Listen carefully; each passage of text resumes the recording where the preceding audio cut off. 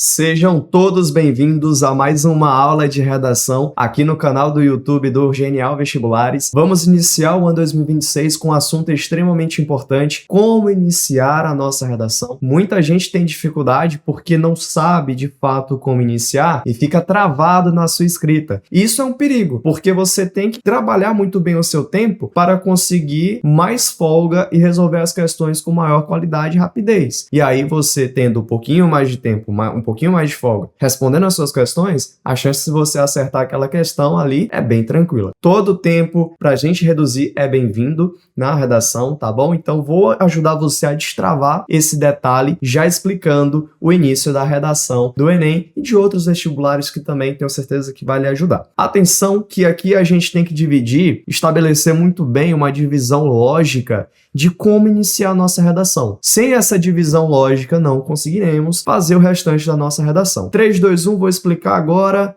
Vem comigo aqui. Primeira coisa, você deve saber que a nossa redação é dividida em estruturações, sendo uma macroestrutura e uma microestrutura. A macroestrutura que vocês já conhecem é que iniciamos com uma introdução ali, né? E depois vamos para o desenvolvimento com 2 parágrafos de desenvolvimentos.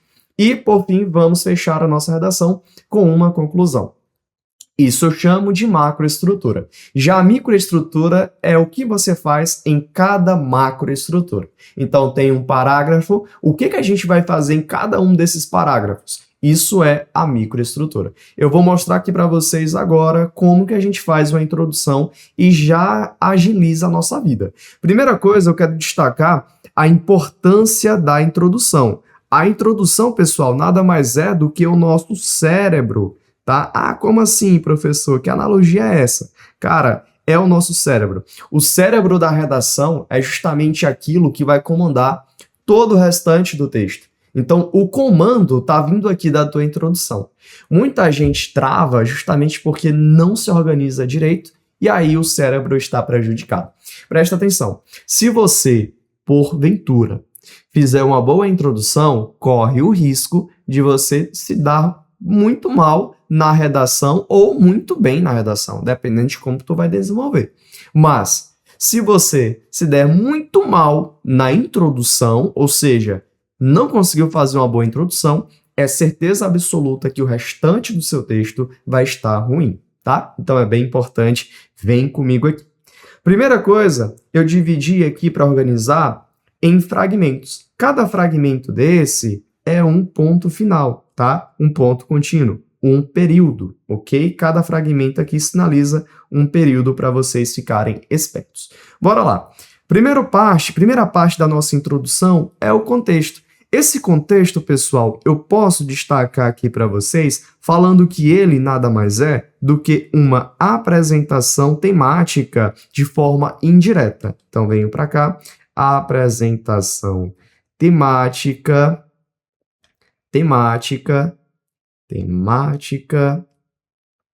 de forma, vem comigo, de forma indireta.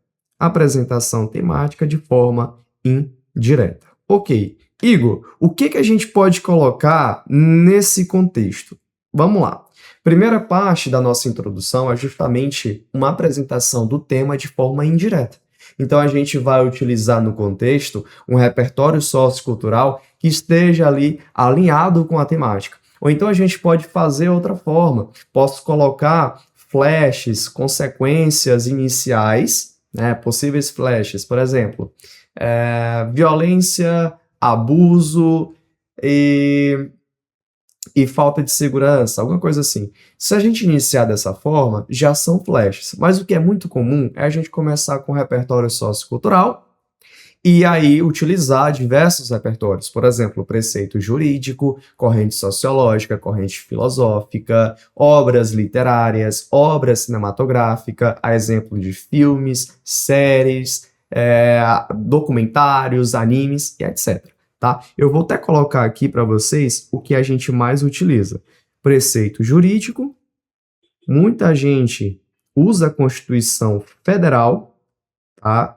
A Constituição Federal, e é muito importante vocês entenderem que usar a Constituição Federal não é proibido. Houve polêmica dizendo que é proibida a utilização de repertório sociocultural voltado para a Constituição, mas não é bem assim. Tudo depende de como você coloca, se você de fato vai tornar aquele repertório validado, pertinente e produtivo, alinhado com o que o tema está pedindo. Então, preceito jurídico, beleza. A gente pode colocar aqui também obra cinematográfica. Sim, você pode colocar obra cinematográfica.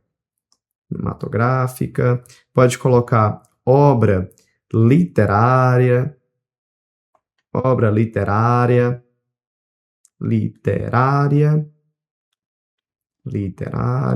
Beleza. Ok?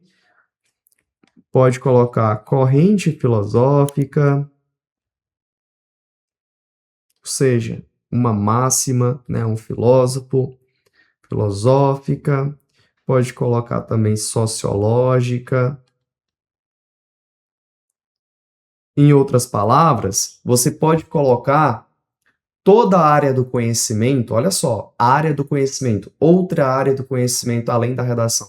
A tua convivência de mundo possibilita você colocar bastante conteúdo na sua bagagem, né? Como um estudante de fato que é preocupado com a visão crítica, tu tem repertório a todo momento, tá bom? Então você pode utilizar todo tipo de repertório que esteja de acordo com os direitos humanos. Então, se você não está desrespeitando os direitos humanos, tá tudo bem, tu pode utilizar. Mas lembrando que tu vai colocar sempre o repertório aqui dentro, pensando na produtividade, sobretudo, tá? Mas veja só, 3 situações. Validação, que de fato existe, pertinência, que está alinhado à temática, e produtividade, que é você utilizar esse repertório para fazer alguma coisa. E geralmente aqui na introdução tu coloca no contexto esse repertório ou para fazer uma analogia ou então para fazer uma contradição. Uma analogia é uma comparação. Imagina, você coloca um repertório negativo, né, no contexto apresentando o tema de forma negativa, e logo em seguida você faz uma comparação com a realidade brasileira. Beleza, então colocou o repertório para ser colocado ali, né, colocou o repertório de caráter análogo, ou seja, analogia. Se você colocar uma contradição, significa que você colocou um repertório positivo e depois faz uma contradição com a realidade brasileira, que vai logo em seguida demonstrar que você está debatendo um problema. Lembrando que você sempre deve encontrar o problema e colocar logo na introdução. A dissertação argumentativa exige que você coloque um problema, tá?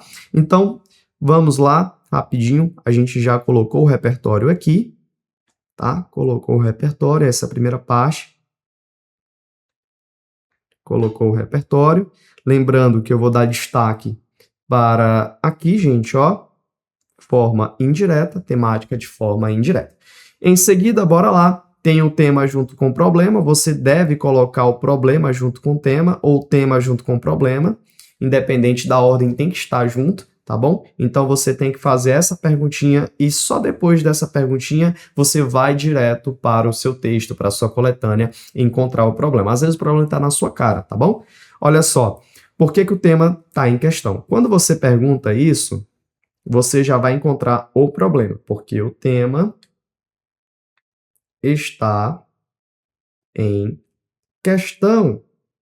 Porque o tema está em questão. A sua resposta já vai ser o problema, tá bom, gente? A sua resposta já vai ser o problema, ok? Aí vem para cá, a gente pode pensar em várias situações. Você pode colocar impasses, uma vez que existe impasses, uma vez que existe desafios, uma vez que existe imbróglios, tudo isso significa algum problema. Beleza, aqui a gente já terminou a parte do contexto, né? A primeira pontuação. Aqui a gente já colocou também o tema junto com o problema, certo? Que é a segunda etapa. Vamos para a terceira e última etapa da nossa introdução, que é justamente a tese. A tese, galera, é a ideia, olha só que eu vou falar aqui que é muito importante, tá? A tese é a nossa ideia central. É a ideia central, ou seja, vamos trabalhar essa ideia central no decorrer do nosso texto. Vamos trabalhar essa ideia central no decorrer do nosso texto, tá bom? E ela pode seguir dois caminhos, olha só. A tese, ela pode ser uma tese que a gente chama de tese unilateral, unilateral, ou uma tese bilateral. Tudo bem. A tese unilateral, gente, eu posso dividir ela em dois tipos, tá? Veja bem, o que diferencia a tese unilateral para bilateral? Vamos analisar a frase temática e perceber se essa frase temática está, de fato, dizendo, induzindo a gente trabalhar apenas uma visão, ou então ela dá a possibilidade para a gente trabalhar uma outra visão, né? Duas visões. Ou seja, perceba, toda tipologia textual dissertativa argumentativa pede para você encontrar um problema, então você deve problematizar o seu tema. Problematizou o seu tema, meu amigo? Você vai ver ali, então, o que você vai debater, a causa daquele problema, as consequências daquele problema, tá? Então perceba, se porventura um dos textos induzir você a falar algum ponto positivo, né, porque sim, existe um ponto positivo em algum lugar. Se você conseguir encontrar esse ponto positivo em algum texto, pode ser que você venha para cá e fale de duas coisas, de um problema e de algo que é negativo. Então, se torna bilateral. Se for apenas um caminho, unilateral. Dois caminhos, bilateral. Exemplo, se tiver lá a frase desafios para a valorização. Desafios para a valorização já significa que você vai trabalhar problema, desafios, ou seja, algo negativo. Valorização é algo positivo, então dá a possibilidade para você trabalhar uma tese bilateral, onde você vai, no primeiro parágrafo de desenvolvimento, trabalhar o positivo e no segundo parágrafo de desenvolvimento, trabalhar o negativo, tá bom? Então, ok, vamos continuar aqui. Na tese unilateral, você pode fazer assim, ó, desenvolvimento 1, desenvolvimento 2. Pode trazer causa, ou causa, consequência. Eu vou explicar em outro momento isso, tá? Mas hoje a gente vai focar aqui, ó, causa. E no bilateral, você vem para cá e coloca, veja comigo, você vem aqui, coloca positivo, D1, D2. Positivo, negativo. Ok. Vamos para cá, gente, que é muito importante essa partezinha aqui. Ó, veja, a tese causa-causa é a mais importante, a mais utilizada por vocês, né? Por quê? Porque é a causa do problema. Lembra que você encontrou o problema aqui? Né? Aqui em cima, você lembra que você encontrou o problema aqui em cima, beleza? Aí a gente vem, vamos encontrar as duas causas, a causa que vai ser debatida no D1 e a causa que vai ser debatida no D2. Então, rapidão, a gente vem para a segunda pergunta estratégica, isso é metodologia minha, metodologia que eu usei para conseguir a aprovação em medicina, tá? Ampla concorrência. Eu venho aqui e venho fazendo essa pergunta, olha só, porque o problema que você encontrou, porque o problema que você encontrou existe. Ah, garota. Quando você faz essa pergunta, lendo os textos motivadores, você vai encontrar dois caminhos. Quais, professor? Veja só. Pode ser um caminho mais voltado para... Veja só, isso aqui são as respostas, tá? Você vai diagramando a sua redação assim, ou seja, é um mapa mental da sua redação. Você vem aqui, pensa em dois pilares para a existência de um problema. Existe dois pilares. Um problema sempre vai existir, a sua existência sempre vai partir de, olha só, o surgimento vem de sociedade, a permanência vem de Estado. Sempre bota isso na cabeça. A sociedade, o ser em si, o ser humano, gera todos os problemas. É a gente que cria os problemas. Só que a gente criou um Leviatã, de acordo com Thomas Hobbes. Lembra aí? Thomas Hobbes diz que a gente precisa de um Leviatã para manter a ordem. Então, vem o Estado, perceba. O Estado como uma instituição para manter a ordem social. Só que não está mantendo a ordem social. Por quê? Porque existiu o problema, a sociedade já criou o problema, só que há a manutenção, ou seja, a permanência daquele problema. E o Estado não está fazendo o que é para ser feito. Caso contrário, já era para estar ali minimizado ou até mesmo extinguido aquele problema. Ou seja, acabou aquele problema. Se o Estado de fato resolvesse. Não resolveu, então ele é culpado também. Então, quem são os causadores do problema, né, para o problema existir? A gente sempre vai pensar na sociedade e vamos pensar também, né, voltando aqui, vamos pensar no Estado. Sociedade e vamos pensar no Estado. E aí, galera, sempre quando eu penso em sociedade, eu vou pensar em um argumento que fala de falta de educação, em um argumento que fala de raízes históricas, ou seja, um argumento que pega a formação do Brasil, tá? Que é uma formação deficiente, e também podemos pensar no poderio econômico, ou seja, no capitalismo. Capitalismo. Sempre pensa assim no social como macro, como argumento macro. E outros argumentos do Estado, você pode pensar em omissão, né? Pode pensar em omissão, pode pensar em negligência, pode pensar também em displicência, tá? Do Estado, da União, da Federação, ok? Beleza. Aí aqui a gente já mata possíveis argumentos fundamentais para você encontrar, tá? E aí você já destrava a sua redação, porque não vai precisar pensar tanto nessas argumentações. E aí, galera, ainda tem mais um detalhe aqui para vocês. Antigamente isso era obrigatório ter uma intenção resolutiva, tá? É interessante você colocar uma intenção resolutiva aqui também. Antigamente era chamado de opinião cidadã, tá? Que é justamente assim. Você vai resolver o problema, então você precisa dar a intenção de resolver aquele problema. Lá na competência 5 você vai resolver, vai ser a tua proposta de intervenção. Então já adiante que você vai resolver esse problema, tá bom? Ok, vamos mostrar aqui o exemplo para vocês rapidinho. Olha só, vem comigo. Segundo a autora Lilia Cartre, existe uma política de eufemismo no Brasil, pois muitos problemas são suavizados e ignorados. Esse aqui é o nosso contexto, tá? Deixar aqui, pronto. Esse aqui é o nosso contexto, tá bom? Esse é o contexto. Ah, Igor, por que esse aqui é o contexto? É uma obra, olha só, é uma obra literária, na verdade, perdão, não é obra literária, na realidade, isso aqui é uma citação, né? Então, é uma citação filosófica / sociológica, perceba isso, tá? Então, já é um repertório que está ligado à temática, tá bom? E vamos para cima. O que a gente vai em seguida, né? A gente terminou o contexto aqui, vamos para o tema junto com o problema.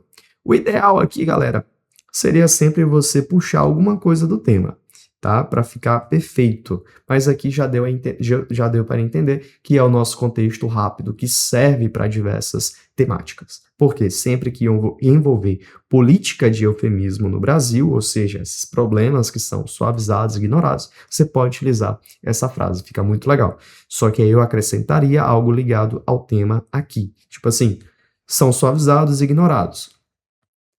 A exemplo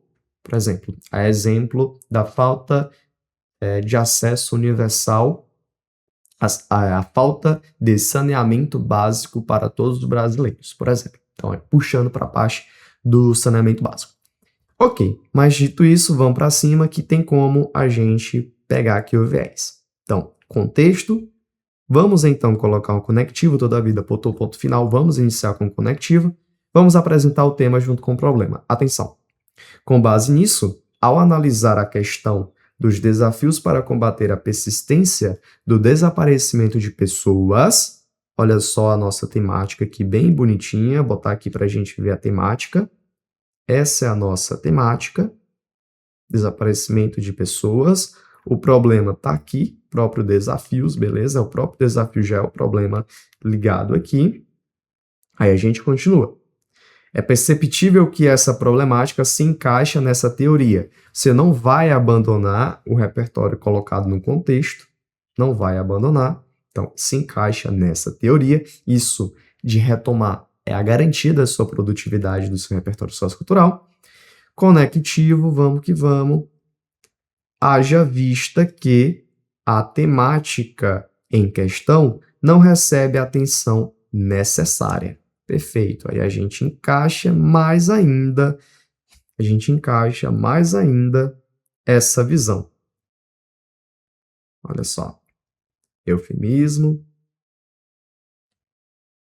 não recebe a atenção necessária. Ótimo. Isso garante a tua retomada, isso garante a tua produtividade. Mas o que eu quero demonstrar aqui é que temos, logo no segundo período, a apresentação do tema junto com o problema. Agora vamos para a nossa tese. Perceba a nossa tese aqui. 3, 2, 1. Tal cenário reprovável advém, sobretudo, do silenciamento midiático, argumento número 1, e da inércia estatal, argumento número 2.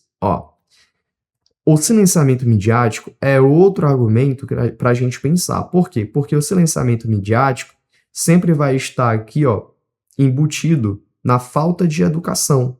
Porque se a mídia não está, de fato, divulgando, não está espalhando a informação adequada. Então, perceba isso, está dentro da parte da educação.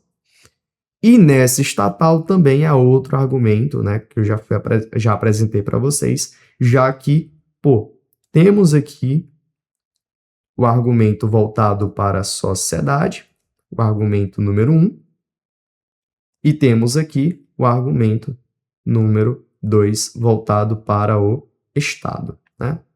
Voltado para o Estado. E, por fim, temos a intenção resolutiva. Veja aqui comigo que eu tenho certeza que, se você não faz, faça. Professor, eu nunca fiz e eu não perdi ponto por conta disso. Agora você vai fazer, porque você já tem informação. Depois que perde, não sabe por quê. Urge, então, combater essa situação hostil. Pronto, fechou, perfeito. Isso aqui é intenção resolutiva. Isso aqui eu ensino, sempre ensinei dentro do Genial, sempre ensinei para os meus alunos, tá? Essa é a introdução impecável que você consegue levar para diversas temáticas e você consegue destravar a sua redação de uma forma rápida e consegue, sair pro abraço sabendo que fez o correto.